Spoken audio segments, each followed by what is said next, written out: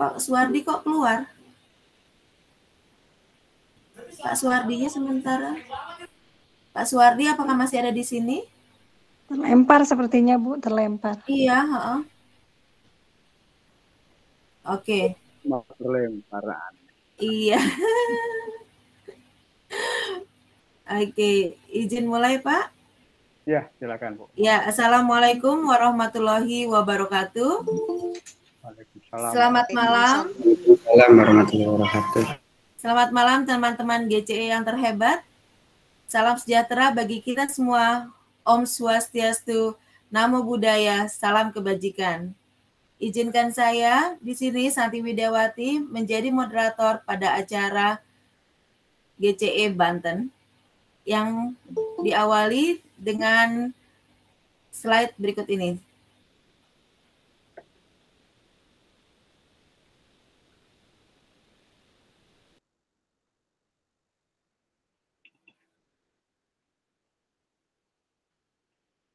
Dek, adik.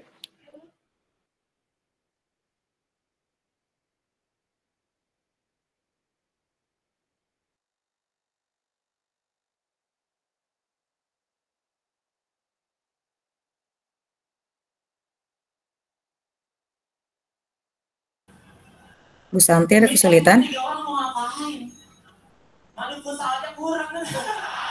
Bisa Bu Rini? Oke. Dalam rangka Hari Guru Nasional 2022, GCE Banten mengangkat tema Bangkit Berinovasi bersama GCE Banten.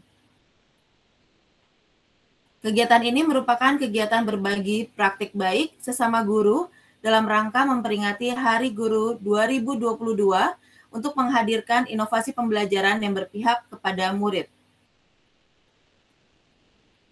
GCE Banten adalah terdiri dari Google Certified Educator yang merupakan kumpulan komunitas pendidik yang tersertifikasi oleh Google Education melalui serangkaian pelatihan dan ujian untuk mendapatkannya.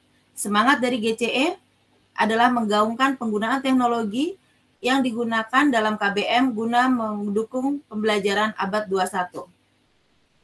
GCE merupakan bagian dari PMM. Ada serangkaian acara kegiatan dan salah satunya adalah acara pada hari ini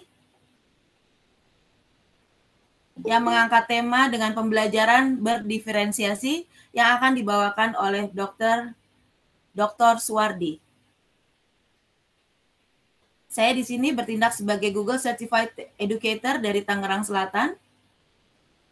Lalu sedikit sekilas tentang narasumber kita yang terhebat hari ini, yaitu Dr. Suwardi MPD, yang merupakan salah satu instruktur dan fasilitator guru penggerak. Beliau akan menghadirkan pembelajaran berdiferensiasi yang akan di-share ke kita semua. Ya, sebelum kita memulai webinar ini, kita akan bersepakat ya, yaitu pertama mengikuti webinar dengan tertib, lalu mendengarkan dan menghargai pembicara atau narasumber. Yang ketiga, mikrofon dalam keadaan mute jika tidak sedang berbicara. Yang terakhir adalah mengisi daftar hadir di akhir acara dan pastikan data diri yang diinput lengkap. Mari kita rayakan Hari Guru Nasional 2022 bersama komunitas GCE Banten. Ya. Izinkan kami memulai dengan menyanyikan lagu Indonesia Raya. Silakan Bapak Ibu mengambil posisi duduk yang sempurna.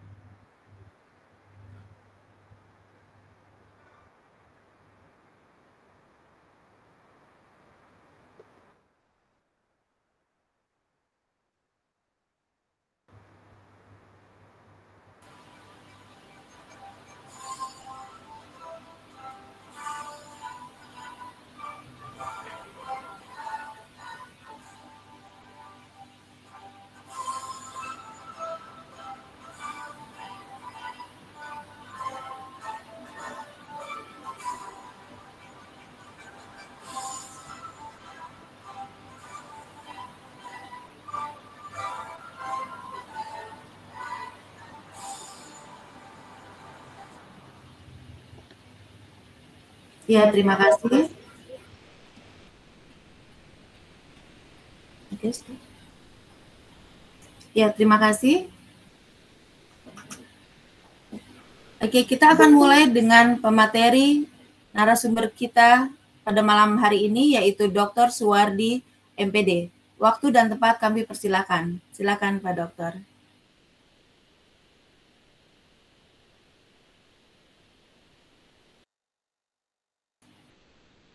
Tolong di-unmute, Pak. Di-unmute ya. Iya. Ya, terima kasih. Ya, saya langsung akan share screen ya. Memulainya dari materi yang saya bawakan ini. Izin, mana ini nggak bisa ini.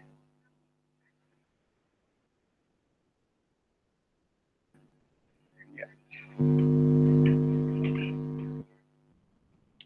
Share screen. Oh, presentasi lah, mau presentasi. Saya pakai Canva sehingga agak lambat ini. Mungkin. Kalau nanti bermasalah maka saya akan gunakan yang PDF-nya. Bismillahirrahmanirrahim. Assalamualaikum warahmatullahi wabarakatuh. Waalaikumsalam warahmatullahi wabarakatuh. Suara saya kedengaran, Bapak Ibu? Kedengaran, Pak. Materinya juga bisa terlihat ya. Sudah muncul? Sudah, Pak. Sudah ya. Baik, saya akan memulai dari judulnya pembelajaran berdiferensiasi ya. Jadi mengapa saya mengangkat tema ini ya. Bapak Ibu, sebagaimana yang kita ketahui bahwa kita itu saat ini dalam menjalankan implementasi kurikulum merdekanya secara mandiri ya, tidak dilakukan oleh pemerintah pelatihan secara masif yang langsung diberikan kepada guru-guru dan kepala sekolah atau pengawas di sekolahnya secara langsung. Nah, dengan cara belajar mandiri yang memang diperkenankan oleh pemerintah melalui 3 jalur, yaitu jalur mandiri belajar, mandiri berubah, dan mandiri berbagi, semua SDM guru, ya, pendidik yang ada saat ini harus belajar secara mandiri. Nah, dalam kenyataannya di dalam pembelajaran yang mandiri ini ternyata banyak kesulitan. Berbagai kesulitan yang kita rasakan adalah pembelajaran berdiferensiasi ini masih lambat sekali. Padahal yang namanya pembelajaran berdiferensiasi merupakan kebutuhan yang harus dijalankan di kurikulum merdeka. Nah, kurikulum merdeka tidak akan berjalan apabila pembelajaran berdiferensiasinya itu tidak dilakukan oleh guru-gurunya. Maka saya ingin mengangkat ini menjadi sebuah materi yang akhirnya guru-guru merasa, kita semuanya merasa bahwa pembelajaran ini harus segera untuk diimplementasikan di seluruh kelas ya. Bukan hanya kelas 7, bukan kelas bawah saja yang sekarang melaksanakan IKM, tapi juga kelas-kelas yang lainnya, karena mereka juga sebentar lagi dan tahun berikutnya akan mengalami hal serupa. Nah, begitu saya akan memulai, Bapak Ibu izinkan ya. Komitmen belajar kita ya, seperti yang disampaikan oleh Bu Santi tadi, diantaranya adalah yang pertama tentu hadir seutuhnya, menghargai waktu, kemudian mematikan mic dan kameranya dinyalakan. Nah, kemudian mohon ini yang merekam dari admin saja, kemudian memaksimalkan chat ya. Nanti untuk yang bertanya atau yang ingin mau menyampaikan maka menggunakan raise hand dulu, dan kita memanfaatkan hal ini secara baik dengan mempunyai catatan-catatan yang nanti bisa kita diskusikan bersama. Sebelumnya mohon maaf agar kita semuanya merasa ini perlu untuk belajar bersama-sama, dan saya di sini statusnya hanya sebagai menyampaikan saja, mengajak bersama-sama untuk belajar bersama-sama, karena semuanya juga masih baru di dalam hal memahami mengenai materi ini tentang pembelajaran berdiferensiasi. Alur presentasi kita, perkenalan, komitmen refleksi 5 menit, kemudian akan dilanjutkan dengan review materinya tentang pembelajaran berdiferensiasi, kemudian bagaimana praktek baik di sekolahnya, ya ingin mendapatkan masukan dari Bapak Ibu semuanya dan juga contoh dari kami yang sudah dilaksanakan. Saya melakukan pembimbingan di Kota Serang dan terakhirnya adalah refleksi. Mohon maaf lupa ini di halaman sebelumnya tentang nih. Ini ya. Biodata saya. Biodata saya perkenalan ya. Habis lagi ini. Di jalan terus ya. Ini ya. Nama saya tadi sudah sampaikan. Saya pengawas Suwardi, saya pengawas SMP di Kota Serang ya. Sebelumnya pernah jadi guru juga lama, tahun 94 sudah jadi guru, kemudian jadi kepala sekolah selama 10 tahun dan berakhir di jenjang pengawas ini sebagai tumpuan akhir untuk mengamalkan, menjalankan tugas fungsi saya setelah menjadi guru. Pendidikan S1 sebagai di jurusan fisika di Manado, kemudian S2-nya manajemen pendidikan di Pakuan Bogor, kemudian untuk S3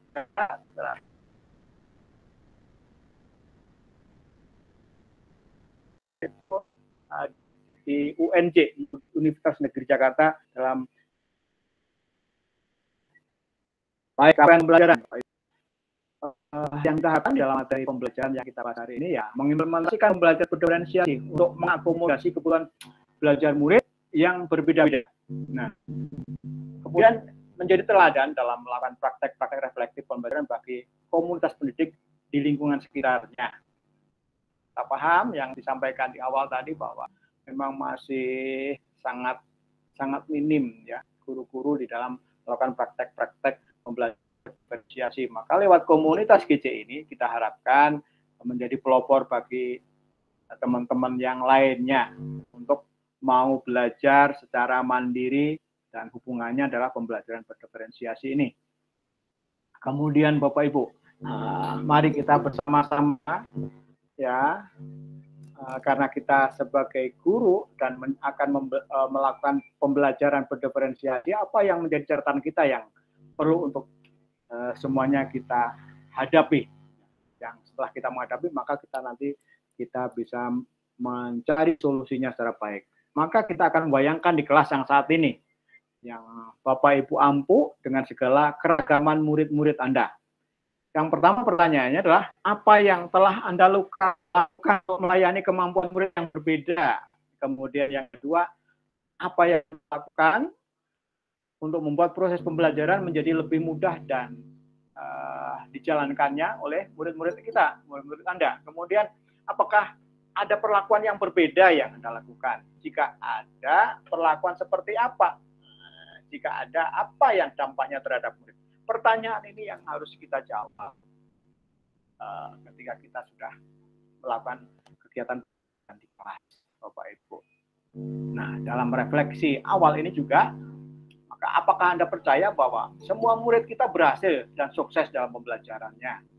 Yang kemudian menurut Anda, apakah bersikap adil berarti menyamaratakan perlakuan kepada semua murid itu?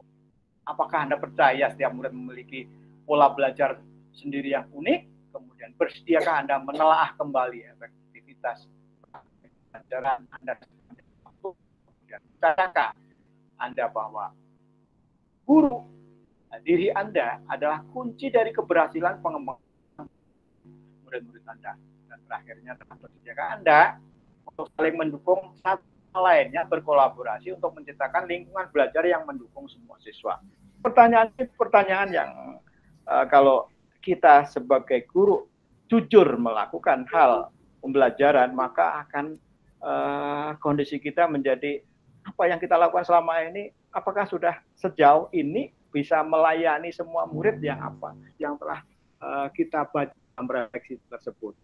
Mungkin sebelum masuk ke materi ya, saya ingin berbagi dengan Bapak Ibu bagaimana sih kondisi saat ini ya yang terjadi di sekolah-sekolah dengan adanya pembelajaran dikatakan pembelajaran berdiferensiasi ini, apakah memang sudah berjalan atau masih kondisinya belum bisa menjawab pertanyaan tersebut. Saya ingin mendapatkan satu saja sekarang dari praktek di sekolahnya. Sehingga nanti kita akan bisa membawa materi ini secara lebih luas lagi masuk ke dalam pembelajaran berdiferensiasi. Dipersilahkan Bapak Ibu, kita tidak usah mengatasnamakan sebagai guru, sebagai kepala sekolah, sebagai pengawas, anggap sama saja nggak apa-apa. Dipersilakan. Maka yang mau berbagi praktek. Nah, ya silakan raise hand. Ibu Siti Nur Masruni, silakan Ibu. Terima kasih, mohon izin off-cam sementara. Ya, nggak apa-apa, silakan. Ya, ingin berbagi Pak mengenai pelaksanaan atau implementasi pembelajaran diferensiasi di sekolah saya. Memang setelah saya sedikit membaca mengenai seperti apa sih pembelajaran diferensiasi itu, nah akhirnya saya menyimpulkan bahwa sebenarnya selama ini saya juga di sekolah sudah mulai sedikit demi sedikit begitu mempraktekkan diferensiasi itu. Misalnya ketika saya memberikan tugas kepada anak murid saya kadang begitu ya memberikan pilihan kepada anak-anak. Misalnya mereka akan membuat kaligrafi atau membuat menyetorkan hafalan atau apa gitu. Jadi sebenarnya selama ini kita meskipun mungkin belum full gitu ya, belum secara keseluruhan menerapkan pembelajaran diferensiasi, akan tetapi sedikit demi sedikit sebenarnya sudah mulai dilaksanakan gitu. Mudah-mudahan dengan pemaparan materi saat ini kedepannya mudah-mudahan kita akan lebih yakin, lebih percaya diri dan lebih lebih mampu untuk bisa menerapkan pembelajaran diferensiasi di tempat kita mendidik anak-anak. Terima kasih. Mohon maaf Bu Siti SMP 4 ya? SMP 13. Kota Serang. 13. Iya. Oh iya. Yang sudah melakukan berapa orang, Bu? Pertanyaannya begitu dulu. Oh. Satu sekolah dari seluruh sekolah itu 7 atau 8 kali 3 24 kelas misalkan. Iya. Kalau itu memang saya kurang tahu persis gitu, Pak ya. Tapi artinya saya kan introspeksi sendiri gitu ya, artinya melihat diri saya sendiri gitu setelah mendengarkan paparan mengenai pembelajaran diferensiasi itu diantaranya ciri-cirinya seperti ini begitu. Akhirnya saya melihat diri saya. Lebihnya kita bahas ya lebih jauhnya, tapi kita akan merefleksi awal saja gitu. Kira-kira yang mudah dijalankan di sekolah itu sudah berjalan. Di antaranya selain Ibu ada siapa lagi misalkan gitu, dan itu menjadi PR kita bersama untuk segera mensosialisasikan lah secara masif gitu. Ya. Iya Pak. Ya, berarti saya kira masih Ibu sendiri ya mungkin. Tapi sepertinya sih sudah ada juga Pak, meskipun memang itu tadi artinya belum diferensiasi secara sempurna begitu ya, tapi 1-2 itu sudah memulai gitu. Ya, itulah SMP 13 ya, yang sudah menyampaikan Bu Siti Nur Masruhani ya. Saya sudah berapa kali ke sana, sudah berdiskusi bersama-sama juga dalam hal ini. Saya mendapatkan masukan yang cukup baik sebagai awalan. Baik Bapak Ibu, itulah gambaran kita itu masih minim. Masih sedikit karena yaitu kepentingan kita ke arah sana belum merasa harus menjalankan pembelajaran itu. Kenapa kita harus menjalankan pembelajaran yang semacam itu? Maka kita lihat pemaparan. Langsung saja ya. Pensil, gambar pensil yang warna-warni banyak ya. Kemudian ada yang diruncingkan, ada yang masih panjang, ada yang sudah pendek. Ini adalah penggambaran dari misalkan kelas kita, terdiri ada muridnya itu memiliki demikian, tidak semuanya rata, tidak semuanya panjang yang sama. Kondisi kita adalah heterogen, seperti ibaratkan ini. Kalau ini kita lakukan di kelas dengan cara yang sama, maka yang terjadi adalah antara satu dengan yang lainnya tidak bisa sama peningkatan hasil belajarnya. Yang jelas akan kayak gitu. kemungkinan ada yang anak-anak kita dalam belajar itu ketinggalan. Kemungkinan ketinggalannya sedikit, ketinggalannya semakin pendek ini semakin jauh. Kemudian ada juga yang anak yang misalkan yang posisinya sudah di depan, ya, anak yang memang punya kemampuan awal yang lebih tinggi, maka akan mengikuti pembelajaran secara baik. Yang biru misalkan ada siswa yang demikian juga akan mengalami peningkatan yang lebih cepat mengikuti pembelajarannya dibanding dengan yang lain-lainnya. Nah, itulah yang terjadi, kita ibaratkan demikian. Maka pembelajaran berdiferensiasi adalah pembelajaran untuk mendukung semua murid yang ada di kelas kita sebenarnya. Yang pendek, yang ini ya, pensil yang pendek itu nanti kita juga berikan pelajaran sesuai dengan kebutuhannya. Sehingga mereka tidak akan larinya itu kalau ditarik, diajak lari itu tidak harus terbincang-bincang ya, kedodoran untuk mengejarnya. Tapi nanti diberikan tarikan yang mereka harus menguasai, harus bisa mengikutinya. Dan nanti ada penjelasannya yang dilakukan oleh para ahli. Saya lanjutkan. Ya. Kemudian mengapa kita melakukan pembelajaran berdiferensiasi? Kita melihat di sini yang hubungannya adalah dengan konten kurikulum. Ya. Pertama, capaian pembelajaran, tujuan pembelajaran, indikator asesmennya. Tujuan pembelajaran sudah terdefinisikan secara jelas kalau kita menggunakan pembelajaran berdiferensiasi itu. Kemudian yang kedua, hubungannya dengan yang sebelah kanan adalah merespon kebutuhan belajar murid. Di dalamnya adalah ada kesiapan, ada minat, ada profil. Kalau kesiapan adalah bagaimana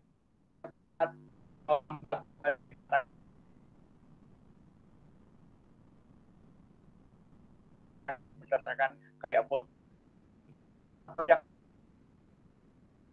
yang kompleks, kemudian diri atau perempuan, kemudian bagaimana minatnya, dan terakhirnya bagaimana profil belajarnya, gaya belajar, kecerdasan latar belakang dan lain-lainnya.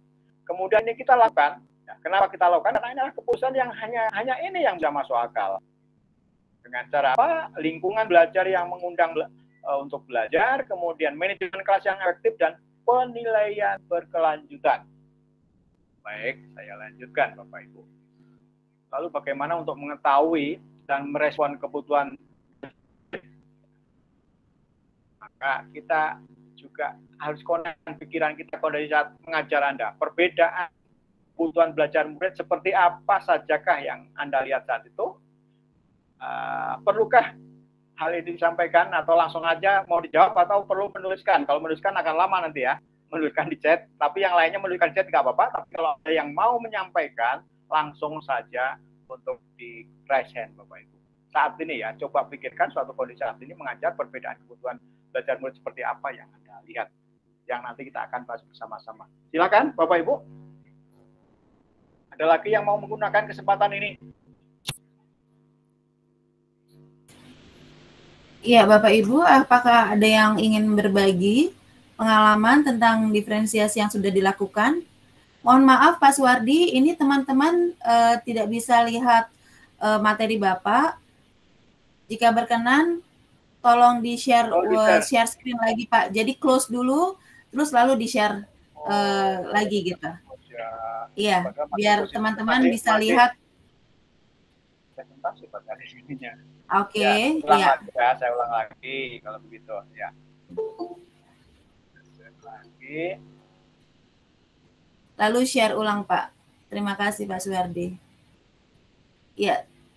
Sementara menunggu, apakah teman-teman di sini ada yang mau berbagi praktek baik yang sudah dijalankan apabila sudah menjalankan pembelajaran diferensiasi yang dimaksud tadi dengan Pak Suwardi? Bisa di-share selain dari Bu Siti Nur. Di sini hanya melihat aja, memikirkan aja kondisi saat mengajar yang saat ini, yang real di kelas saja, Bu. Nggak usah. Oh, oke. Karena kita. Kan? Tadi kan Ibu Siti Nur dari SMP ya, barangkali yang dari SD atau dari SMA barangkali bisa share tentang perbedaan kebutuhan apa sih yang sekarang dilihat ada di kelas Bapak Ibu sekalian. Silakan. atau mungkin tidak melihat kalau ada kebutuhan yang berbeda-beda gitu. Atau sama semua gitu ya Pak Suwardi? Iya, maksudnya begitu. Apakah kita melihatnya anak itu sama? Atau memang sudah melihat sebenarnya, tapi kita pura-pura atau cuek aja, nggak peduli kalau kebutuhannya. Iya, di sini ada Bapak Muhammad Faizin. Silakan Bapak. Silakan Pak. Baik, mohon izin off kamera karena gangguan sinyal sepertinya. Dari mana Pak? Baik Pak. Saya dari SMA Bidayatul Hidayah Panimbang Pak, Pandeglang. Oke, Panimbang ya. Kebetulan saya ngajar mata pelajaran sosiologi Pak di SMA. Saya melihat ada beberapa anak-anak di kelas saya berbeda-beda dalam cara mengekspresikan gaya belajar mereka, Pak. Ada yang sukanya nulis terus, ada yang sukanya ngoceh terus, Pak, berbicara nggak berhenti-berhenti. Ada yang diam-diam suka ngelukis gurunya di belakang. Nah, itu karena dalam satu kondisi saya bertanya kepada mereka sebenarnya, terutama yang tadi ya, yang ngoceh aja, yang nanya aja, yang ribut aja, ketika ditanya, emang keinginan kalian bagaimana sih belajarnya Pak? Jangan nulis terus. Izinkan saya yang berbicara di depan, Bapak dengarkan saja. Begitu. Akhirnya ketika diberikan panggung di depan, iya betul, mereka mau bicara Pak. Walaupun akhirnya yang nulis terus juga pengennya, Pak, ngapain sih dengerin si Anu ngomong, udah saya menulis aja gitu. Jadi memang ternyata kondisi di kelas berbeda-beda. Seperti itu Pak, kurang lebih. Terima kasih. Ya, baik, terima kasih Pak Muhammad Faizin yang dengan kondisi yang mungkin itu yang sebenarnya yang terjadi. Hanya sebelumnya kita melakukan itu tidak mau kondisi kayak perlakuan yang berbeda-beda perlakuan, mungkin begitu pemahaman sebelumnya, sehingga kita lakukan mungkin dengan cara-cara kita yang menyamaratakan dengan aturan yang keras, yang disiplin katanya, sehingga anak-anak kita akhirnya dia mengikuti aturan gurunya gitu. Padahal kita nanti akan belajar berdiferensiasi adalah mengajak mereka yang mereka punya gaya minat, profil dan lain-lain itu kita akan berikan nantinya, kita akan fasilitasi artinya. Terima kasih Pak Muhammad Faizin. Jadi kondisi dia itu yang kenyataannya di situ tidak semuanya sama di kelas itu. Baik, yang ditanyakan ya, memikirkan kondisi saat mengajar. Saya akan lanjutkan materinya. Bapak Ibu juga, apa itu pembelajaran berdiferensiasi? Pertanyaannya masih berhubungan dengan yang tadi ya, masih sama. Bagaimana mereka menciptakan lingkungan belajar yang mengundang untuk muridnya belajar bekerja keras mencapai tujuan belajar yang tinggi. Kurikulum yang memiliki tujuan pembelajaran yang didefinisikan secara jelas, kemudian penilaian yang berkelanjutan, kemudian bagaimana menanggapi guru merespon kebutuhan belajar, kemudian manajemen kelas yang efektif. Maka awalan yang baik kita gunakan, Bapak Ibu, saya sering melakukannya dengan mengajak guru-gurunya dulu menonton sebuah film biasanya. Apakah ada yang film tentang kurikulum hewan di sini? Silakan ceritakan kalau ada. Kurikulum hewan yang ada di video inspirasi di PMM. Saya seringnya begitu. Kalau di sekolah-sekolah mengajak guru-gurunya sebelum membahas berdiferensiasi, saya ajak nonton film itu dulu, video tersebut, YouTube tersebut tentang kurikulum sekolah hewan. Ada yang pernah nonton? Kalau sudah pernah nonton, tolong ceritakan di sini supaya yang lainnya juga nanti merasa, wah ternyata saya belum nonton, maka video tersebut bagus untuk mengawali kita pembelajaran berdiferensiasi. Adakah yang sudah nonton? Atau jangan-jangan tidak pernah tonton film itu, apa video tersebut? Ayo. Ketahuan nih di sini sama Pak dosen, sama fasilitator, ada yang belum pernah buka PMM nih kayaknya nih Pak. Nah, nanti bukti dari ada. Ya, silakan Mbak yang sudah nonton, tolong ceritakan. Silakan. Ceritanya bagaimana ya? Bu Ais ya, Bu Ais dari mana Bu?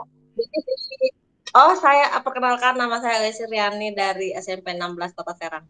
16, oh ya. Ya. Silakan. Cerita apa? Sekolah hewan. Jadi di dalam sekolah itu ada bermacam-macam hewan. Ada ular, ada kelinci, ada monyet, ada bebek, ya. Jadi semua itu bermacam-macam karakter. Ada yang ahli di bidang berenang, bebek, kura-kura, ada yang ahli di bidang terbang, ada yang ahli di bidang lain-lain. Jadi sekolah itu siswanya bermacam-macam karakter. Jadi tidak bisa menilai siswa itu hanya dengan satu keahlian saja ya. Yang pengujiannya ya. Iya begitu. Jadi kira-kira seperti itu ceritanya. Jadi di sekolah hewan itu ada bermacam-macam jenis hewan dan bermacam-macam keterampilan. Jadi kalau diimplementasikan di kelas ya ibaratnya seperti itu. Jadi anak-anak kita juga memiliki bermacam-macam karakter, bermacam-macam keahlian gitu Pak. Kira-kira seperti itu. Baik Bu Ais Suryani yang mencoba menceritakan setelah nonton video YouTube tentang sekolah hewan, kurikulum sekolah hewan yang menginspirasi kita. Sengaja ditempelkan di dalam edukasi kita semuanya itu bisa menganalogikan bahwa kelas kita itu bermacam-macam tipe anak ya, dengan latar belakang masing-masing itu tentu mempunyai minat, profil, gaya belajar yang berbeda-beda saat itu. Kalau kita lakukan pengujiannya dengan cara sekolah hewan tadi, misalkan yang diuji kok renang, padahal dia bisanya adalah terbang, maka itu tidak akan bisa, akan selalu kalah terus selamanya. Maka kita menganalogikan kelas kita adalah semacam itu Bapak Ibu. Jadi mohon yang belum nonton, ditonton video pembelajaran berdiferensiasi tentang kurikulum sekolah hewan. Dimulai dari situ dulu, baru nanti masuk ke strategi yang digunakan. Nah, ini dalam kelas kita, gambaran di video itu di dalam tayangan yang saya sampaikan ini juga kelasnya yang sedemikian ramai.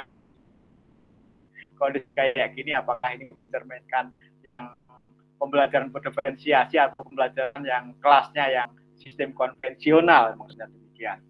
Baik, saya akan lanjutkan Bapak Ibu. Saya akan hanya mengajak saja tadi untuk mengambil sebuah cerita. Nah, Bapak Ibu, saya mengambil sebuah materi penjelasan tentang pembelajaran berdiferensiasi. Yang terkenal sekali penulisnya adalah Tomlinson, ya, yang bukunya berjudul How to Differentiate Instruction in Mixed Ability Classroom, yang menyampaikan bahwa kita dapat mengkategorikan kebutuhan belajar murid paling tidak itu berdasarkan 3 aspek.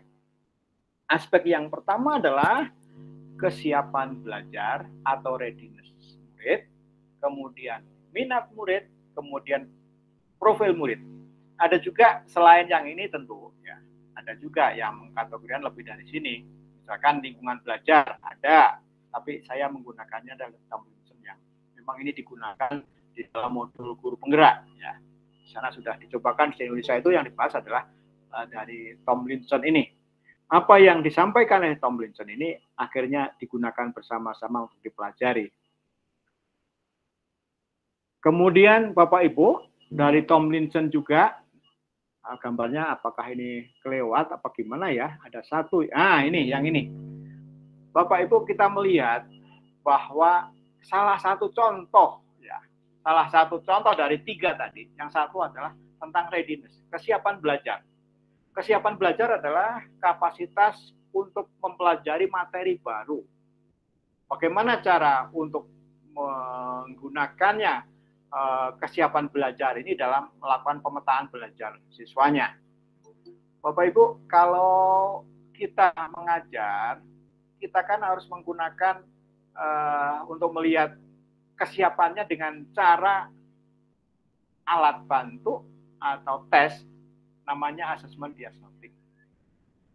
Kalau kita menggunakan asesmen diagnostik, di sini juga ada bahasannya yang lebih mendalam lagi. Tapi kalau kita bahas secara khusus untuk pembelajaran berdiferensiasi dimulai dengan asesmen diagnostik, nanti pembelajaran berdiferensiasinya menjadi lebih kabur lagi karena banyak materi yang dibahas mengenai asesmen diagnostiknya.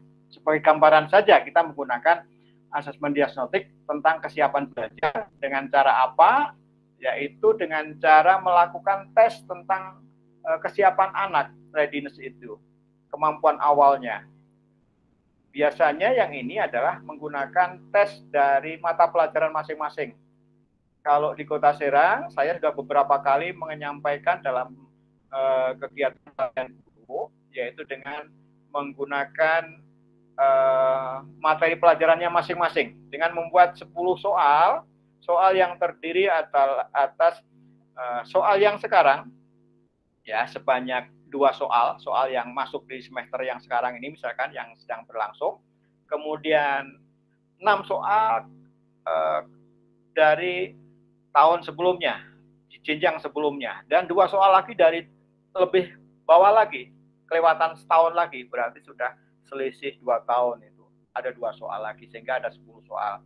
Di situ yang diolah, sehingga akan menghasilkan 3 hasil, yaitu diantaranya adalah nanti yang nilainya di atas rata-rata, maka bisa langsung melakukan pembelajaran yang dimaksudkan.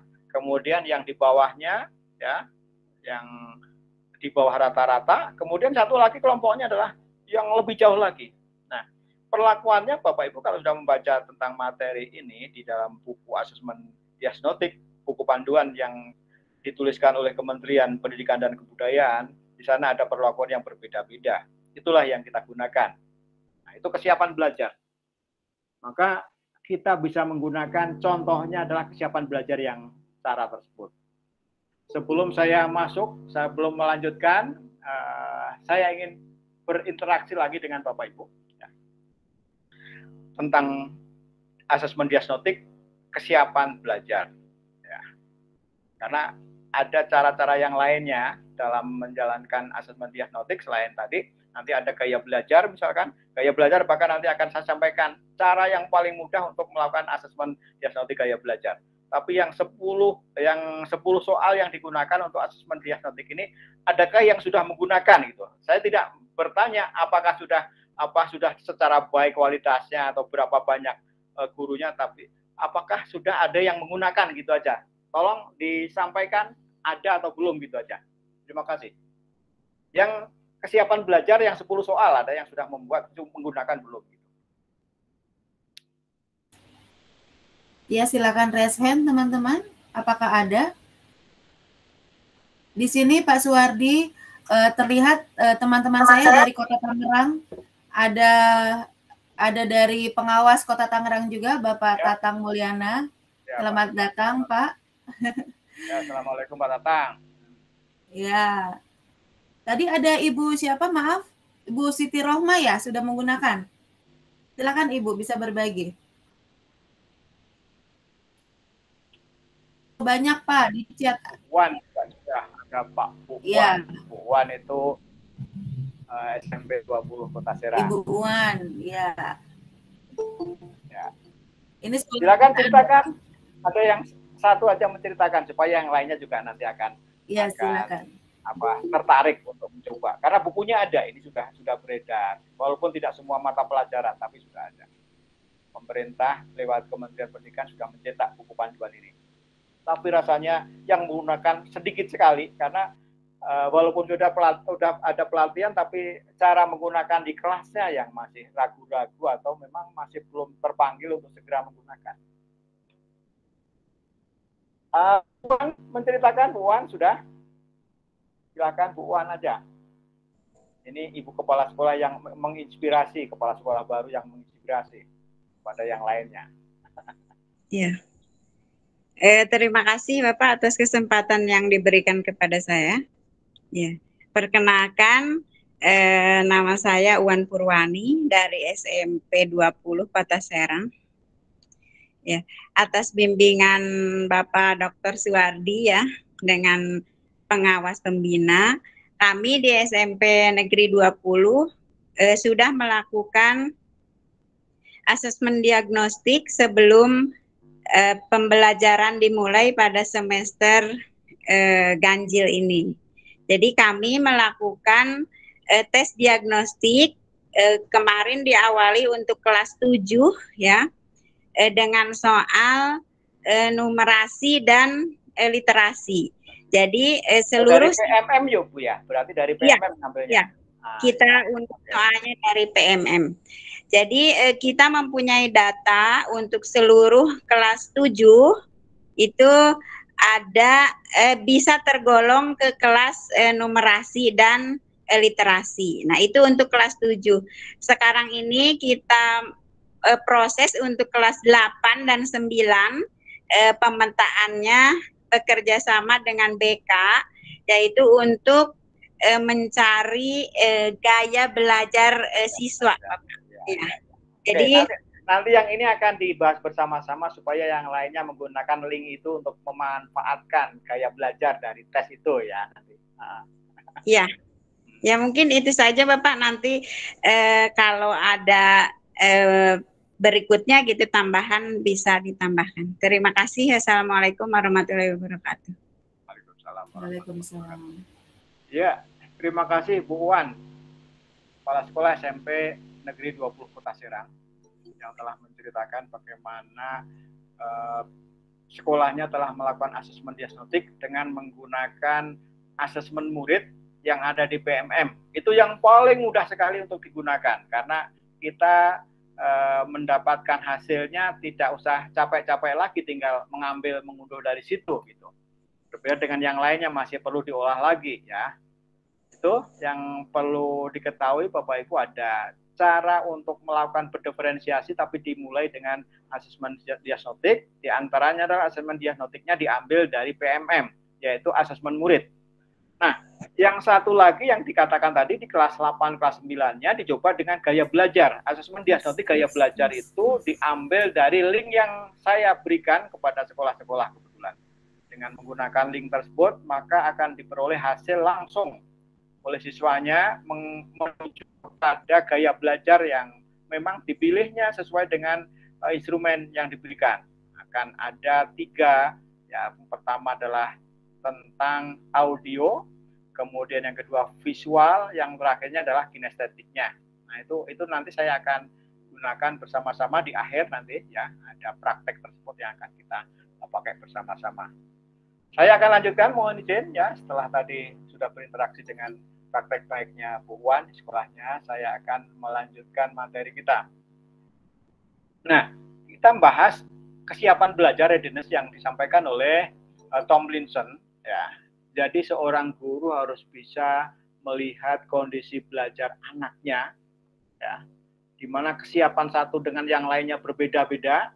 Kalau kita buka secara keseluruhan, yang namanya equalizer itu kan membuat keseimbangan. Keseimbangan artinya adalah murid itu punya kondisi yang berbeda-beda secara visual dari yang tadi ya, dari gambar yang tadi. Pensil tadi kan ada yang panjang, ada yang pendek, ada yang warna hijau, warna merah, dan segala macamnya. Itu dianggap equalizer itu. Equalizer adalah suatu alat yang ada di tombol, biasanya di tip atau yang alat yang lainnya, sehingga suaranya nanti dibuat menjadi indah. Ya, yang indah itu artinya anak-anak kita itu yang kondisinya misalkan bersifat mendasar, kemudian ada kan bersifat transformatif. Maka kita pasang di mana supaya anak itu nanti bisa posisinya, merasa nyaman belajarnya. Kemudian yang konkret atau abstrak. Kalau terlalu abstrak, anak tidak bisa mengikuti, maka digeser kondisinya, konkret ke arah konkret. Atau yang sederhana atau kompleks. Ya, yang sulit sekali atau yang mudah sekali, maka kita arahkan siswa itu akan ke sana, Kemudian yang terstruktur atau terbuka. Ya. Ada berikutnya yang menggantungkan diri atau sudah mandiri. Jadi anak kan akan ada yang menggantungkan kepada temannya. Apalagi kalau temannya nggak peduli, maka gurunya harus bisa. Dalam hal tersebut, maka kita juga harus menyampaikan kepada anak tersebut supaya mereka itu bisa pada posisi yang pasnya di mana anak tersebut. Ya. Dan lambat atau cepatnya itu juga diberikan perlakuan. Jangan sampai anak yang memang kondisinya hanya bisa lambat ya dalam belajarnya, kita berikan yang cepat, nanti anaknya akan ketinggalannya terlalu jauh, kasihan. Itulah yang dikatakan oleh Tomlinson dalam materi kesiapan belajar atau readiness-nya, dengan menggunakan ibaratnya guru itu bisa memainkan equalizer. Itu sehingga terjadilah sebuah suara yang enak, yang selaras kayak gitu. Kita harus bisa guru itu memerankannya di kelasnya kayak gitu. Maka caranya adalah kita harus menggunakan readiness-nya. Misalnya ini, saya mengambil ini sebuah contoh yang digunakan di dalam materi juga. Ini sebenarnya materi yang digunakan dalam elaborasi pemahaman. Ya, saya gunakan di sini. Contoh pemetaan kebutuhan belajar, kesiapan belajar murid atau readiness-nya. Misalkan di sini diilustrasikan Ibu Lucy mengajar pelajaran matematika. Tujuan pembelajaran yang ia tetapkan adalah murid dapat menyajikan, menyelesaikan masalah berkaitan dengan keliling bangun datar. Ia kemudian membuat pemetaan kebutuhan belajar, memberikan penugasan seperti di bawah ini. Ya. Yang pertama, yang bagian atasnya adalah beberapa murid telah memahami konsep keliling, dapat melakukan operasi hitung dasar. Kesiapannya sudah demikian, beberapa siswa. Kemudian beberapa siswa yang lainnya juga telah memahami konsep keliling namun belum lancar ya, dalam melakukan operasi hitung dasarnya. Dan yang terakhirnya kondisinya adalah beberapa murid belum memahami konsep keliling. Ada 3 kesiapan belajar yang berbeda-beda ini. Kalau kita lakukan sama, maka yang terjadi adalah beberapa 2 kelompok yang ketinggalan. Maka kita harus jujur Bapak Ibu di dalam hal ini memberikan perlakuan kepada 3 kelompok. Nah, tugasnya bagaimana kepada anak ini? Maka tugas yang diberikan adalah murid yang pertama, yang siswanya, yang muridnya tadi sudah memahami keliling, melakukan operasi hitung dasar, maka murid diminta mengerjakan soal-soal tantangan yang mengaplikasikan konsep dalam kehidupan sehari-hari. Murid diminta untuk menjaga, untuk bekerja secara mandiri, saling memeriksa pekerjaannya masing-masing. Berbeda di bagian yang di sini, Bapak Ibu. Yang kedua, murid menggunakan bantuan benda-benda konkret untuk menghitung keliling dasar, misalnya menggunakan lidi atau sedotan. Kemudian, jika mengalami kesulitan, maka disuruh menerapkan strategi 3 before me. 3 before me itu adalah bertanya kepada 3 teman sebelum bertanya langsung kepada gurunya. Nah, guru akan sesekali datang ke kelompok ini ya, untuk memastikan tidak ada miskonsepsi. Yang di bawah nggak kelihatan itu ya. Kemudian yang terakhirnya, kepada murid yang belum memahami konsep, maka yang dilakukan adalah murid mendapatkan pembelajaran eksplisit tentang konsep keliling. Guru akan memberikan scaffolding yang lebih banyak dalam proses ini. Ya. Jadi proses menuntunnya lebih banyak dibanding dengan yang tengah-tengah dan juga yang paling depan tadi, yang di sini. Di sini karena anaknya sudah memiliki kesiapan yang lebih bagus. Ini contoh ya kebutuhan belajar yang dikatakan readiness. Jadi kita mengelompokkannya, misalkan di awal pembelajaran sudah muncul yang demikian, maka kita gunakan cara ini. Ada kata-kata 3 before me ya. Ada yang mau membahas 3 before me? Jadi konsepnya adalah kita melakukan kegiatan pembelajaran, anak itu jangan langsung bertanya kepada gurunya, tapi bertanya kepada temannya. Ketiga temannya dulu, ya, 3 temannya sudah tidak mempan atau tidak bisa, maka baru bertanya kepada gurunya. Ini adalah konsep yang sangat bagus saya kira. Baik, saya akan kembali lagi. Adakah yang mau berbagi tentang ini? Ya, dipersilakan Bu Teti Purwanti. Langsung saja. Silakan Bu Teti.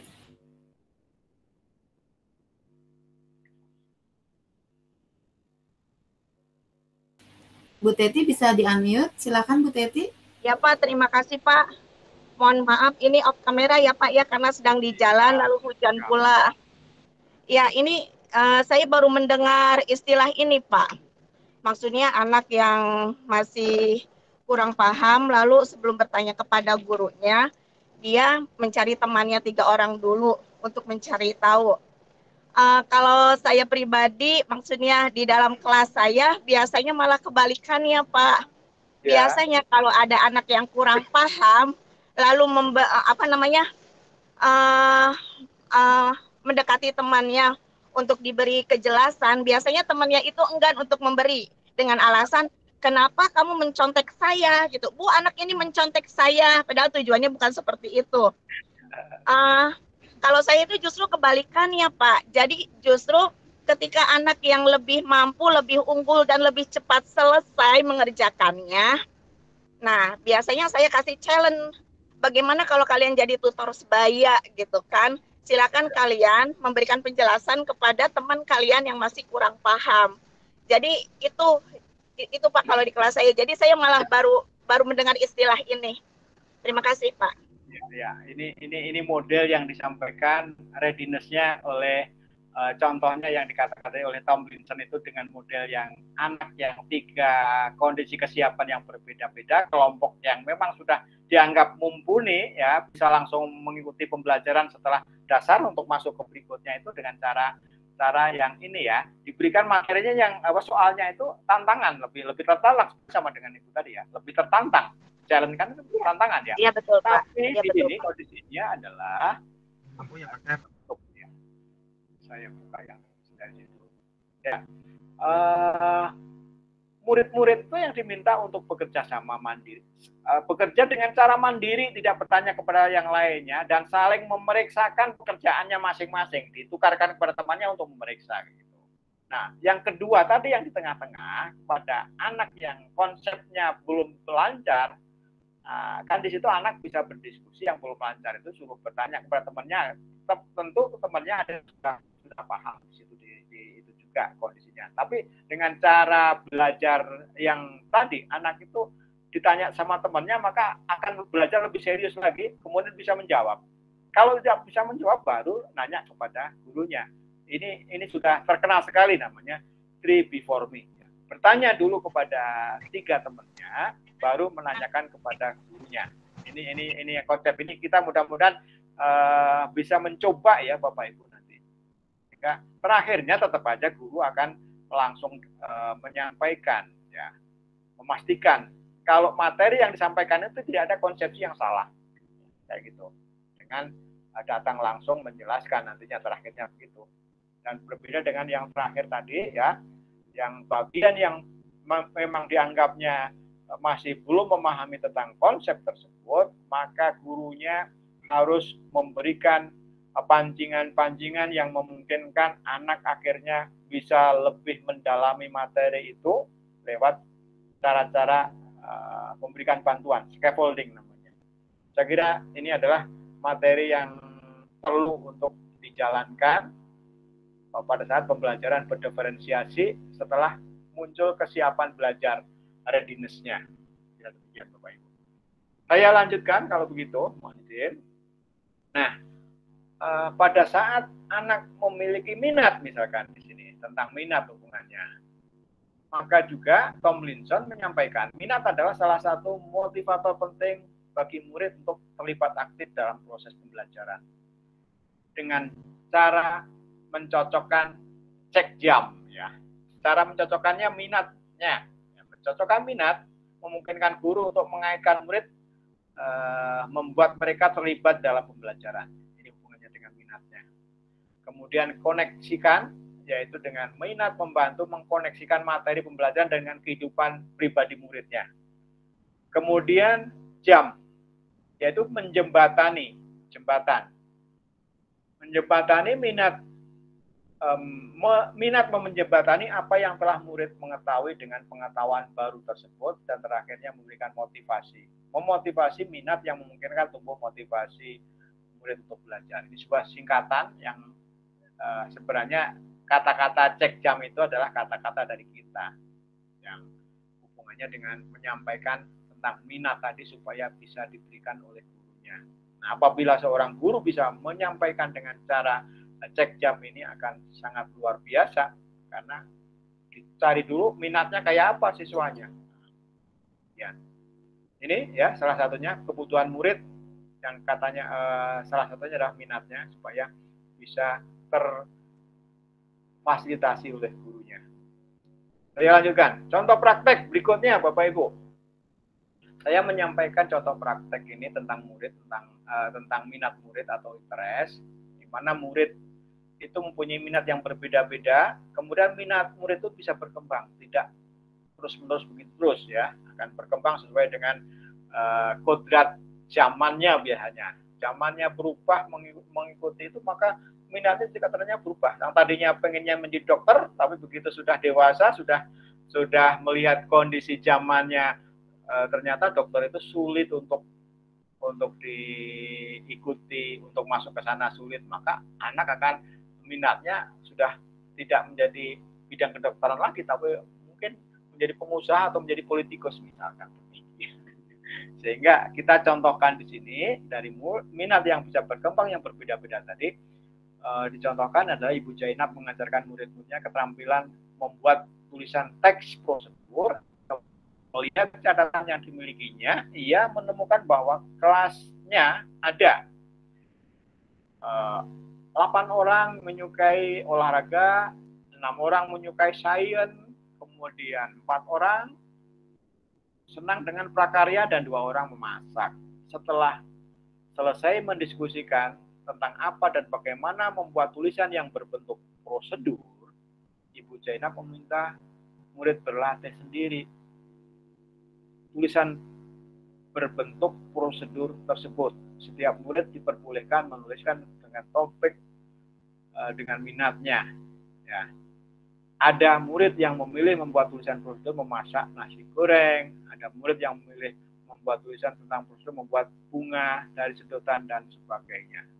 Inilah yang diberikan tentang minat murid.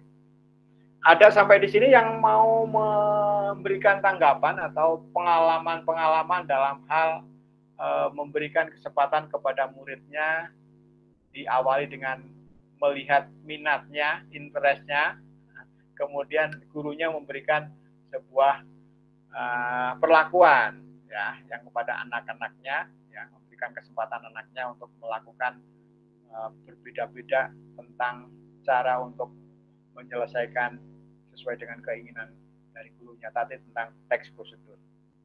Baik, dipersilakan. Ada? Ya. Siapa ini? Bu Teti lagi, silakan Bu Teti. Ayo Bu. Iya Pak, terima kasih. Ini hanya sharing saja ya Pak ya.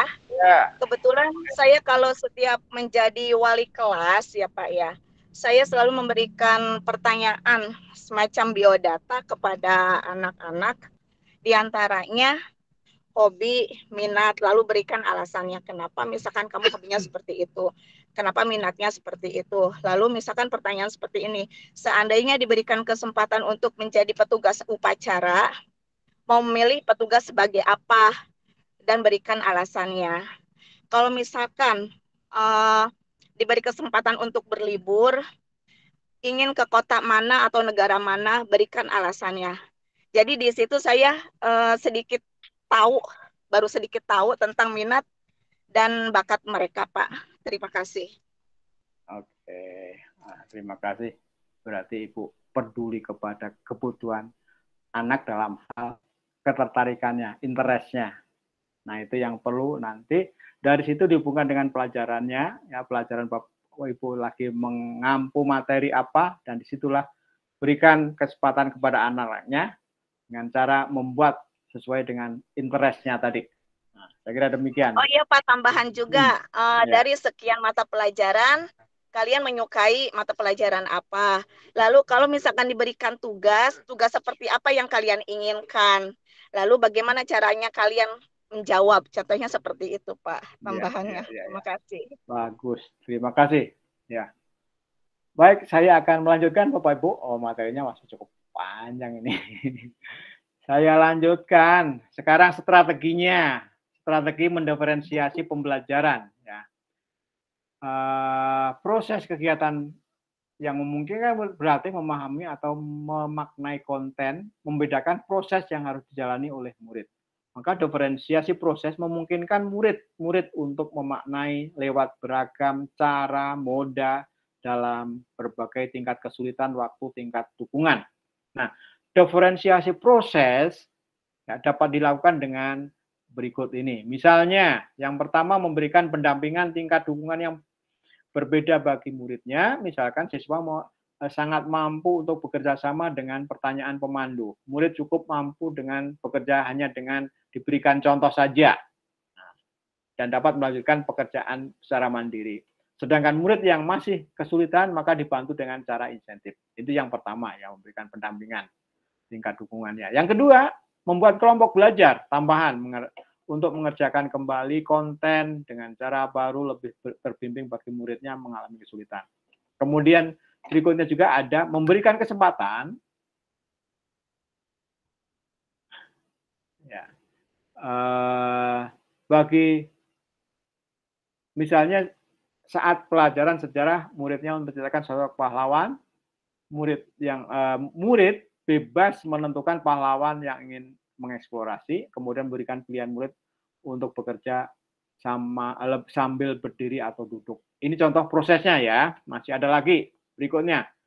Dalam produk. Ya. Kalau produk adalah bukti yang menunjukkan apa yang murid telah pahami. Membedakan dengan modifikasi produk hasil murid latihan, penerapan, pengembangannya. Biasanya paling mudah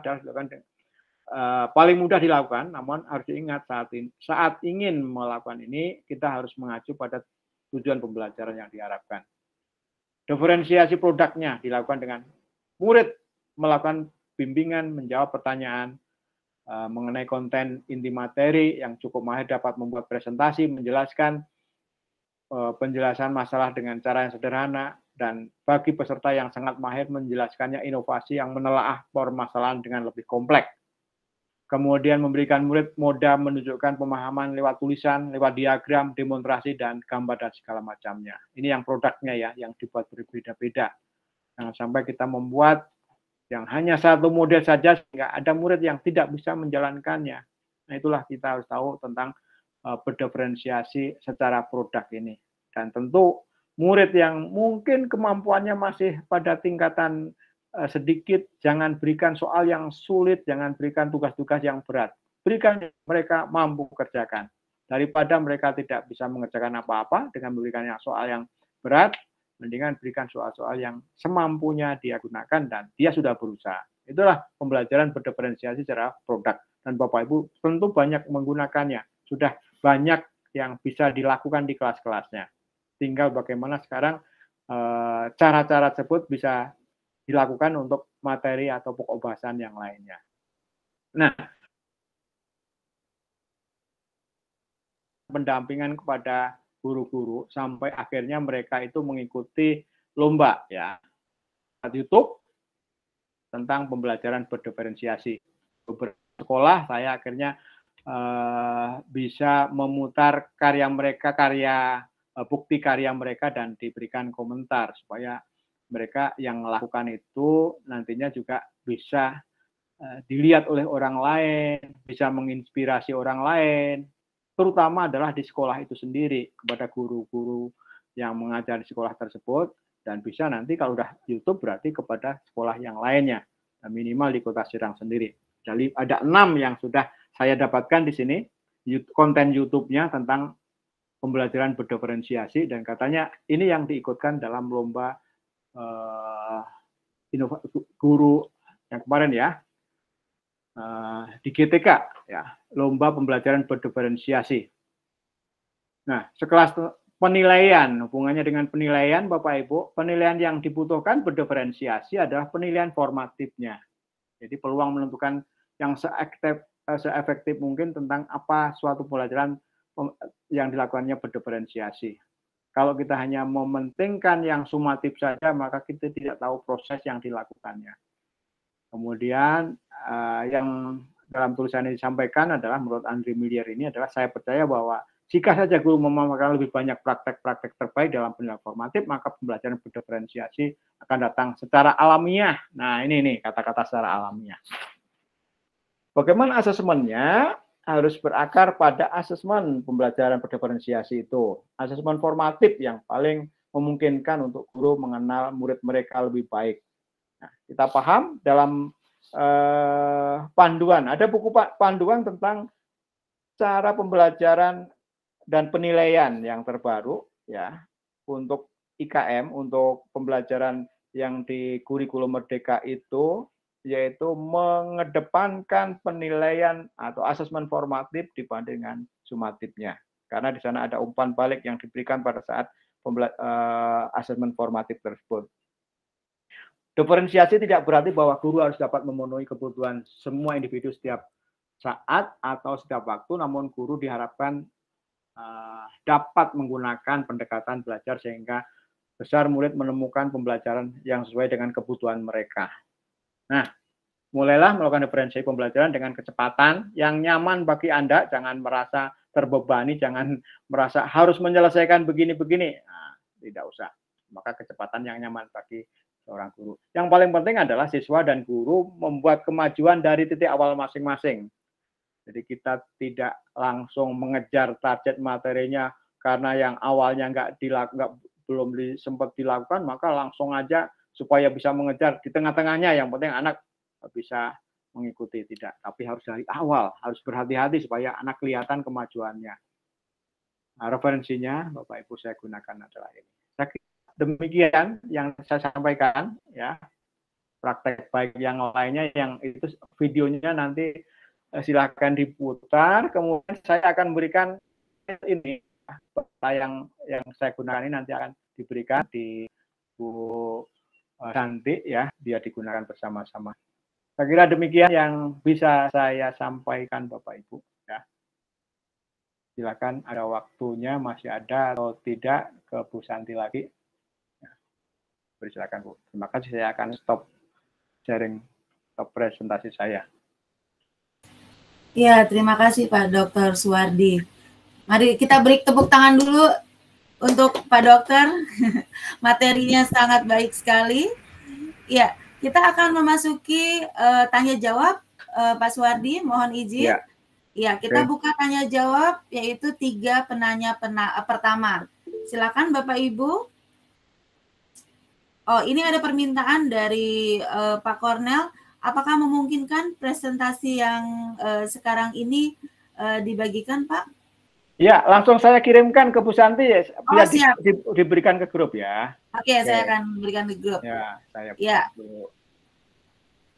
Ya, apakah ada pertanyaan dari Bapak Ibu sekalian? Silakan kita buka 3 pertanyaan pertama.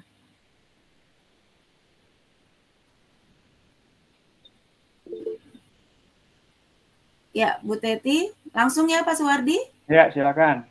Ya, silakan Bu Teti. Ya, terima kasih ya Pak, terima kasih kesempatannya lagi.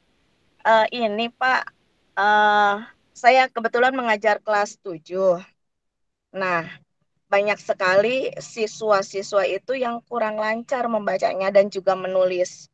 Mungkin akibat 2 tahun pandemi atau entahlah gitu ya Pak ya.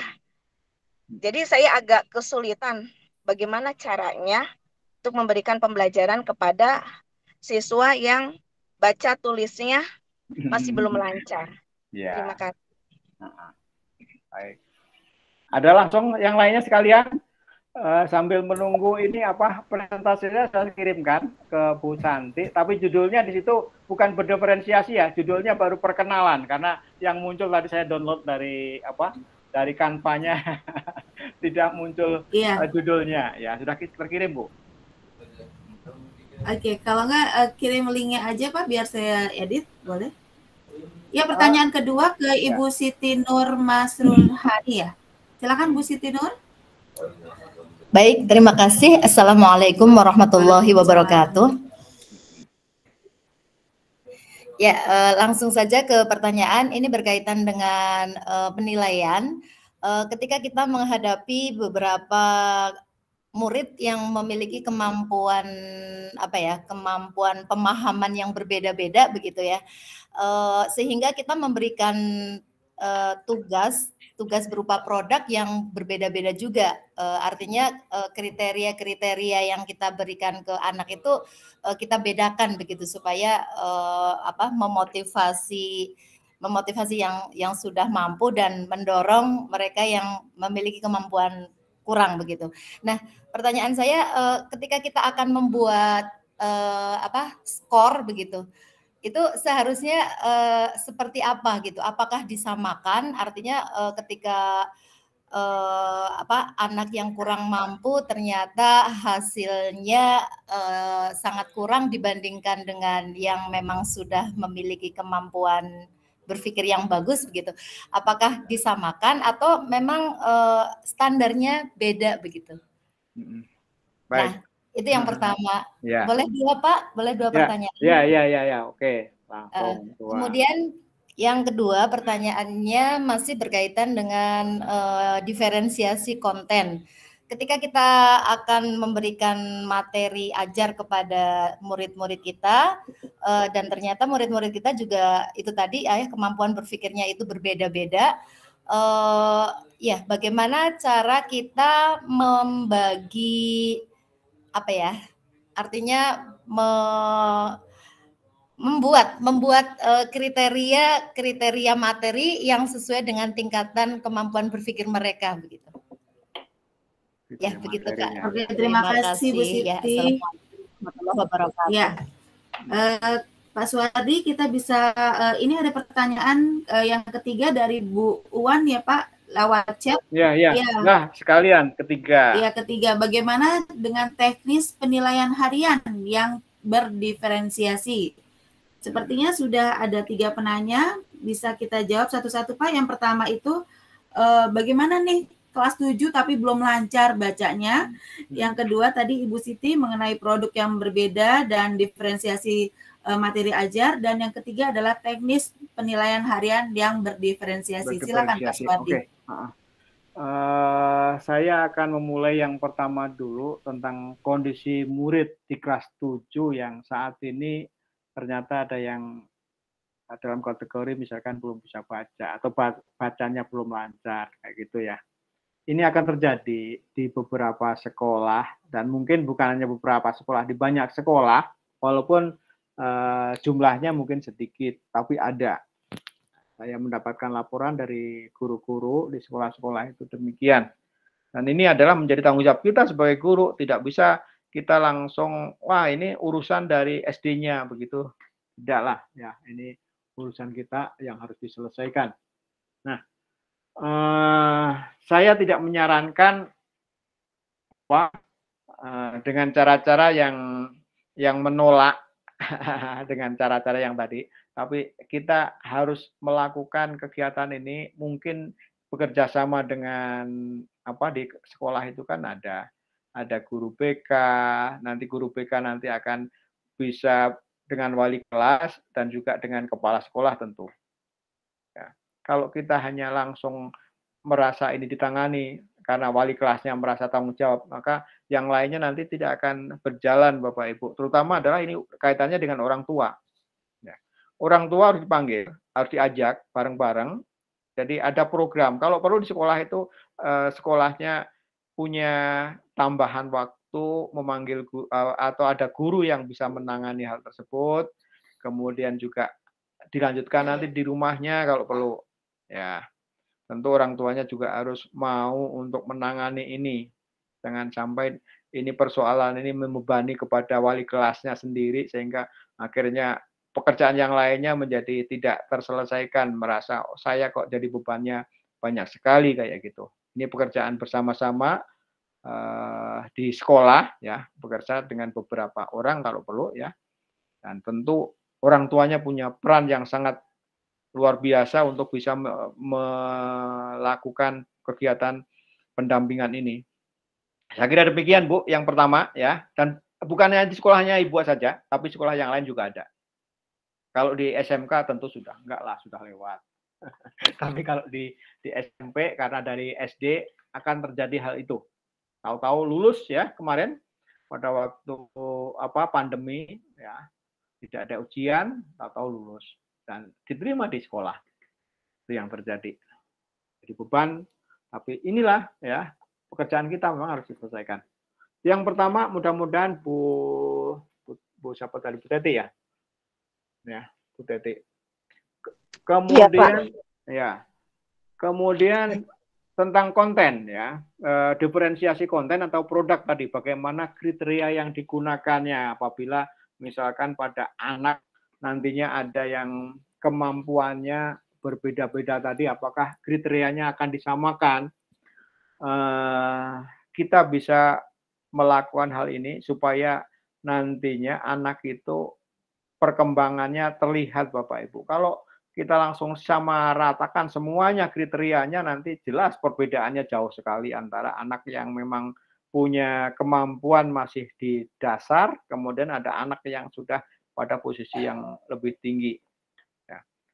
Hanya kesulitannya adalah nanti pada waktu kita menuangkan di dalam raport, tentu raport itu menjadi sebuah hasil perkembangan yang kita harus jujur pada waktu anak itu memang kemampuannya lebih ya kita berikan lebih, yang kurang ya kita berikan di bawahnya kayak itu. Tapi kalau dibuat kriteria yang berbeda-beda juga, kemungkinan yang kriteria di bawah tadi ada yang mendapatkan 10 karena benar memberikan soalnya itu mudah ya, prosesnya dengan cara yang mudah. Kemudian ada murid yang kelompok yang sulit yang sudah memang punya kemampuan kompleks, sudah kesiapan belajarnya bagus tadi, ya kemampuannya sudah tinggi, kita berikan juga benar 10, sama-sama 10 tapi berbeda. Sehingga nanti pada waktu kita menuangkan di dalam laporannya tentu tidak kayak begitulah ya. Itu ada waste-nya, ada kebijakan yang diberikan kepada wali kelas yang memberikan nilai tadi, tentu harus tahu mana posisi anak yang memang kemampuannya sudah tinggi, kemudian levelnya juga tinggi, kemudian anak yang kemampuannya tinggi pada level yang di bawahnya itu berbeda. Berikan nanti tentu kita bisa membedakan itu dalam akhirnya dalam raportnya ya. Tapi harus dikomunikasikan hal itu minimal kepada guru BK, kemudian juga kepada orang tuanya tentu. Ya. Karena kan biasanya ada nilai yang dikembalikan kepada siswa kan. Nilainya 10 terus karena mudah, ada juga nilainya 10 terus pada anak yang punya kemampuan tinggi. Sama-sama itu begitu masuk rapot kan nanti nuntut itu. Tapi harus dikomunikasikan. Kita harus bisa berimbang lah. Nah, kayak itu. Dan yang tahu adalah Bapak Ibu sendiri sebagai wali kelas tentunya. Saya kira demikian yang konten kriteria tadi, tidak harus kriteria yang mudah ya gunakan dengan model-model yang ada, tetap aja nilai tinggi. Kalau kita bukan misalkan buat level 4 level, maka ada pada level tertinggi antara anak yang berkemampuan rendah dengan kemampuan yang tinggi. Levelnya sama-sama 4 tapi di situ punya arti yang berbeda. Dalam raportnya akhir. Tapi perkembangannya akan kelihatan sekali. Akan terlihat pada anak-anak yang rendah dan yang tinggi itu sama-sama berkembang. Ya itu kan tujuannya kan memenuhi kebutuhan murid sesuai dengan profil dan gayanya itu. Tujuan berdiferensiasinya kan gitu. Itu ya, yang konten, yang rubrik yang disampaikan tadi. Yang terakhirnya adalah bagaimana penilaian berdiferensiasi. Silakan nanti dibaca sekali lagi apa yang disampaikan dalam materi ini. Tadi ada bagian penilaian juga ya Bapak Ibu. Sebenarnya penilaian juga sama. Penilaian yang dilakukan adalah seperti menggunakan penilaian yang biasa, hanya di sana kita menekankan kepada proses. Di proses itu artinya berarti formatif. Penilaian formatifnya lebih besar. Penilaian formatif itu ada pada bagian misalkan ada secara peer assessment dan self assessment. Penilaian diri dan penilaian antar teman akan mengakibatkan di situ melihat kemajuan mereka masing-masing. Dan juga pada produk yang diberikan pada waktu formatif itu akan pekerjaannya memang lebih banyak pada gurunya. Silakan dilihat lagi Bu Wan ya, nanti di materi ini yang sudah dibagikan ya, ada penilaian sama. Tapi kita hanya banyak menekankan pada sekarang mulailah kita melakukan kegiatan pada bagian formatifnya lebih banyak untuk melihat perkembangan anak, proses pembelajarannya itu sudah diterima sejauh mana kayak gitu. Saya kira demikian. Nah, 3, masih ada lagi? Ya, terima kasih Pak Suwardi. Apakah masih ada pertanyaan lagi dari teman-teman? Masih ada waktu 3 menit lagi. Ya, Pak Suwardi, ada yang menagih janji nih. Tadi katanya ada link yang bisa apa Pak tadi? Mengetahui gaya belajar anak. Oh ya, gaya belajar anak. Oke. Saya akan berikan sekarang. Ya, saya akan berikan linknya. Berkenan.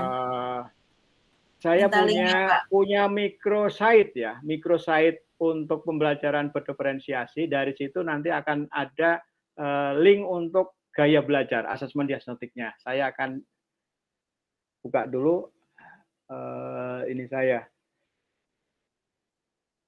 Seharusnya materi kita sampai jam 11 ya Pak, kalau seperti ini Pak. Ya, bentar saya carikan. Saya sudah banyak memberikan ke sekolah-sekolah sebenarnya. Iya. Pembelajaran berdiferensiasi yang dipakai yang ini. Sebentar, saya kirim.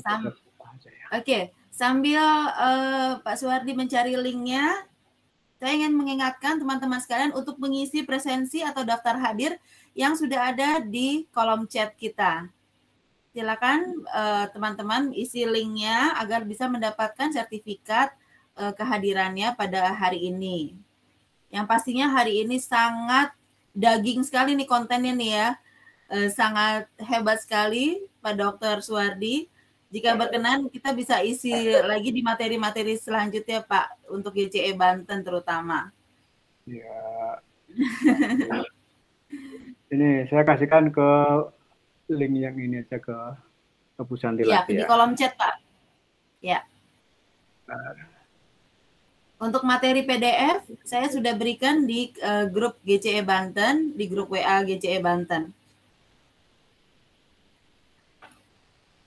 Bu Santi, mungkin link materi bisa di-share ke sini karena tidak semua peserta kan GCE Banten. Oke, siap. Ada di Drive, ya. Materi sudah ada di Drive, bulan inovasi ya Pak Kardia. Terima kasih untuk mengingatkan. Untuk materi yang link tadi saya buka dulu ya. Saya akan memperkenalkan sekalian di sini ya. Bagaimana cara penggunaannya Pak? Ya, saya akan share screen lagi ya kalau begitu ya. Saya izin. Saya akan buka. Saya buka. Belum tampil. Refleksi IKM. Nah. Tolong Bu, bisa juga langsung dimasukkan ke ini, ke chat itu yang saya kirim.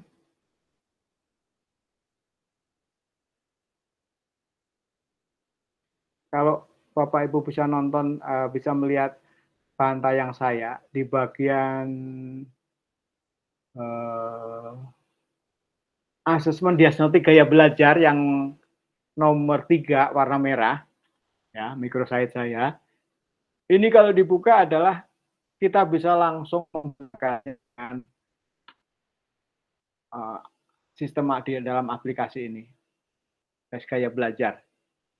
Apakah sudah kelihatan Bapak Ibu? Sudah Pak. Ya.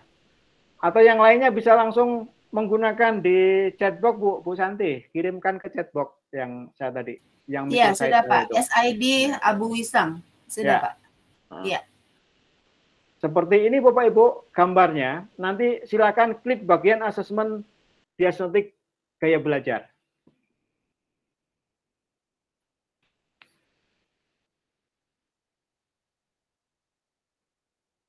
Nah, kalau kita klik asesmen diagnostik gaya belajar, maka akan muncul seperti harus dibuka lagi ya. Saya harus tampilkan lagi, bukan di sini. Kalau saya pindahkan lagi ke tes gaya belajar, Bapak Ibu bisa melihat tes gaya belajar sudah dibuka? Belum yang ini, yang di sini kalau dibuka nanti ada muncul tes gaya belajar yang merah yang ketiga. Sudah Pak, bisa Pak. Ya. Nah, sudah ada yang bisa di situ. Saya harus pindahkan dulu kalau gitu nih. Pindahkan ke yang tadi. Ah, ini ya, yang sekarang yang ini modelnya, yang ada logonya start. Kita langsung start. Misalnya pertanyaan yang pertama adalah ketika berbicara, Anda jawabannya dari 3 itu suruh memilih berbicara dengan tempo cepat, berbicara dengan tempo sedang, berbicara dengan tempo lambat. Ini yang pertama, tinggal milih yang pertama misalkan tempo cepat, lanjut, next, gitu. Nextnya, lambat. Masih muter-muter, ya. Silakan Bapak Ibu langsung coba sendiri. Dan nanti yang sudah berhasil, silakan untuk menyampaikan ke sini. Saya akan tutup dulu begitu. Lambat saya menggunakannya karena di sini ada microsite, ada langsung nge-link kepada tes gaya belajar di sana. Dicoba, sudah berapa orang yang sudah bisa mencoba, dan nanti diakhiri dengan kesimpulan setelah melakukan asesmen diagnostik gaya belajar ini dari sistem yang sudah nge-link di sini.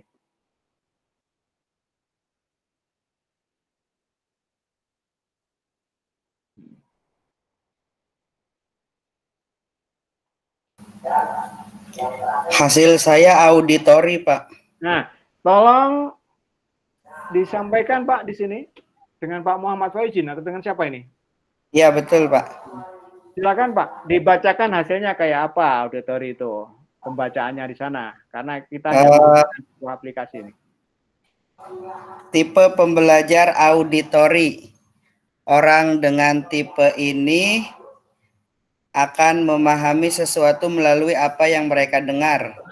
Modalitas ini mengakses segala jenis bunyi dan kata, musik, irama, dialog internal, dan suara menonjol pada tipe auditori. Seseorang yang sangat auditori memiliki ciri-ciri sebagai berikut. Suka berbicara kepada diri sendiri saat bekerja, perhatiannya mudah terpecah dan mudah terganggu oleh keributan, menggerakkan bibir mereka dan mengucapkan tulisan di buku ketika membaca, senang membaca dengan keras dan mendengarkan, dapat mengulangi kembali dan menirukan nada, perubahan dan warna suara, merasa kesulitan untuk menulis dan lebih suka mengucapkan secara lisan, berbicara dalam irama yang terpola, lebih suka musik daripada seni gambar, belajar dengan mendengarkan dan mengingat apa yang didiskusikan daripada yang dilihat, suka berbicara, suka berdiskusi dan menjelaskan sesuatu dengan panjang lebar, lebih suka gurauan lisan daripada membaca komik, mempunyai masalah dengan pekerjaan-pekerjaan yang melibatkan visualisasi, seperti memotong bagian-bagian hingga sesuai satu sama lain, lebih pandai mengeja dengan keras daripada menuliskannya. Biasanya pembicara yang fasih. Begitu, Pak. Baik, terima kasih Pak Muhammad Faizin ya. Jadi mudah-mudahan apa yang saya sematkan di situ, ya link tersebut adalah benar-benar bisa dimanfaatkan untuk tes gaya belajar. Saya mendapatkan, mohon maaf ini mengikuti webinar dari BPMP Lampung pada waktu itu untuk para WI. Setelah saya sempat bergabung dengan mereka, akhirnya saya mencoba, penasaran sekali dengan gaya belajar yang asesmen diagnostik yang digunakan. Ternyata saya mendapatkan link dan saya pakai bersama-sama walaupun tidak minta izin kepada mereka karena ini sifatnya terbuka untuk umum. Saya lihat begitu karena banyak iklannya. Sehingga ruwet kita kalau menggunakannya. Terima kasih Pak Muhammad Faizin. Ada lagi yang menggunakan yang lainnya nggak apa-apa. Silakan untuk disampaikan. Kalau tadi auditori lebih banyak untuk mendengarkan ya kata-kata orang yang bagus untuk menyampaikan. Ada yang Bu Siti Romah visual katanya. Ya, terima kasih Pak Suwardi.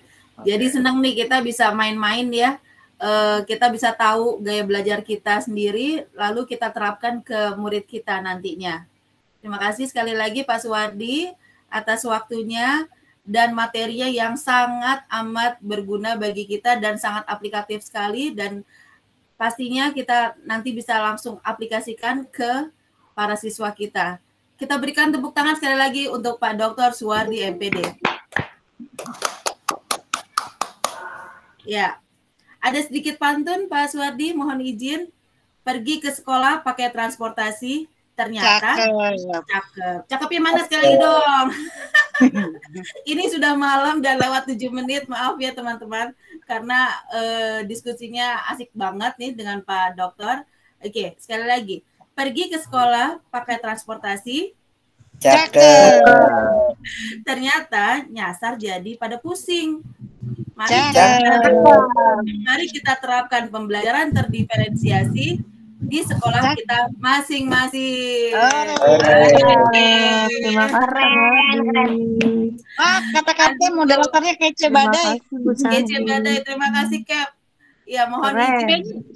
Pak Suwardi kapan-kapan harus ke GCE lagi main Pak. Kayaknya hari ini pada serius banget. Karena ini merupakan materi baru ya buat kita semua ya Pak ya. Siap. Dan sepertinya ini Bu Ati kita lebih konsentrasi ya Bu ya kalau malam-malam seperti ini. Atau Betul. semuanya di sini memang manusia malam. Karena kalau sudah malam kan udah nggak disibukin sama murid, udah nggak disibukin sama tugas-tugas pekerjaan, kita udah lebih santai ya Bu ya. Iya, betul sekali. Ini waktu yang sangat tepat untuk belajar, apalagi belajar dari masternya yaitu Pak Dr. Suwardi. Oke, kita akhiri pertemuan pada hari ini, tapi sebelum diakhiri barangkali bisa minta tolong didokumentasikan Ibu Ati, silakan. Sama itu Bu Santi aja. Oh, oke. Saya ya. Oke, izin di kita ada berapa ribu di sini Pak pesertanya ya? Ada 5.700 pesertanya. Oke. Di layar pertama izin teman-teman semuanya bisa mengaktifkan kameranya. Karena ini adalah kesempatan langka kita bisa bersilaturahmi di minggu pertama pada Hari Guru, pada kesempatan Hari Guru Nasional. Kapten kita sudah on juga. Sudah berdaftar. Mr. Dudi, oke. Ya. Oke, layar 1. 1, 2, 3. Sebentar. Oke, layar 2.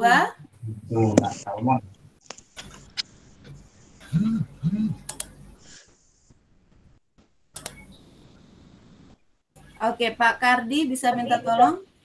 Sebentar. Iya. Si Pak Karti lagi musim angin katanya tadi. Saya kabur-kabur ini. Bu, saya nggak bisa gerak, Bu. Oh, oke. Ya, Bu Rini. Wah, kata Bu Rini katanya materinya keren sekali kan? Iya. Hah? Kenapa? Oke, sudah tertangkap layar semua? Pak Kardi, Pak Suwardi, sekali lagi kami tim GCE Banten mengucapkan terima kasih sudah berbagi di sini. Yang bisa kami berikan hanya 3M Pak untuk Bapak. Makasih, dan makasih. Ya, oke. Insya Allah nanti ada waktu lagi saya bisa ikut bergabung lagi lah kegiatan berikutnya. Alhamdulillah. Saya izin live kalau begitu untuk semuanya. Terima kasih Pak Suwardi. Ya, sama-sama. Terima kasih ilmunya. Materinya malam ini keren sekali, semua terkesima kayaknya. Iya, pas banget sih, lagi dibutuhkan. Betul. Baik yang CGP, yang PPG, semuanya lagi membutuhkan materi tentang ini ya. Karena materi baru benar ya. Enggak, masalahnya kan banyak anak didik yang sesuai tuh berbeda-beda kemampuan karena efek dari COVID juga ya. Oke. Terima kasih juga Pak Erwin, Pak Luki. Dokter. Ibu Luki, Masa Allah maaf sudah bergabung malam ini. Keren, Bu Santi keren. Ya, terima kasih teman-teman semuanya. Terima kasih sudah bisa join di kita, saling berbagi. Kita di sini gunanya untuk berkolaborasi dan kita masih menantikan materi-materi hebat selanjutnya di 4 minggu ke depan. Jadi jangan lupa untuk terus mengikuti Bulan Inovasi GCE Banten yang kita adakan di 1 bulan ini dalam rangka Hari Guru Nasional 2022. Mari kita bangkit dan berinovasi bersama GCE Banten. Sekali lagi terima kasih. Wassalamualaikum warahmatullahi wabarakatuh. Terima kasih semuanya. Waalaikumsalam warahmatullahi wabarakatuh. Iya. Oke, boleh Bapak Ibu boleh meninggalkan ini Zoom, tapi kalau misalnya kita mau bersilaturahmi dipersilahkan.